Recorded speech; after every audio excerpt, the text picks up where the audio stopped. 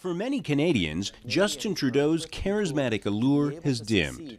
Based on your numbers, he had to trust the numbers you gave. 4 years after he won a broad majority promising change, he is now scrambling to rise above a dead heat with a Conservative leader who promises change from him. Mr. Trudeau, you are a phony and you are a fraud and you do not deserve to govern this country. It's been a precipitous fall since he cut a dashing figure at his 2015 inauguration, leaving him to remind voters of what he's done.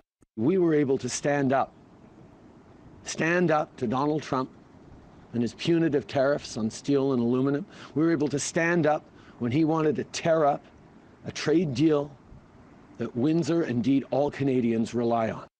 The vaunted Trudeau sheen has been tarnished by his nationalizing an unpopular pipeline, a finding that he had pressured his Attorney General to go easy on a corporate prosecution, and the revelation that he had repeatedly worn blackface as a young man.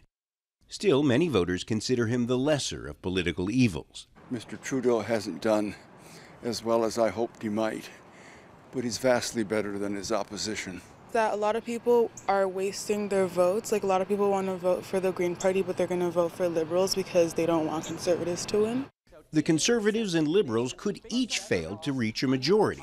That could leave the smaller parties becoming kingmakers, joining one of the larger parties to form a majority. You do not need to choose between Mr. Delay and Mr. Deny. There is another option. But with the rise of incidents of anti-immigrant sentiment, illegal border crossings, the birth of the Populist People's Party, and a controversial new bill in Quebec banning religious symbols such as hijabs, some Canadians fear anti-immigrant populism is growing.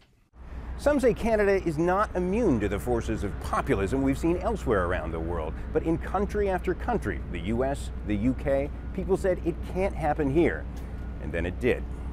I see resentment. I don't see populism occurring in Canada. I see resentment, especially in Western Canada, because of the economy is not going very well. And so people wonder, well, what the federal government is doing for me. The government is doing nothing for me. So maybe I should look at other options. The election will determine whether liberalism will continue to be Canada's governing philosophy, or whether this nation of 38 million makes a decisive tilt to the right. John Hendren, Al Jazeera, Ottawa.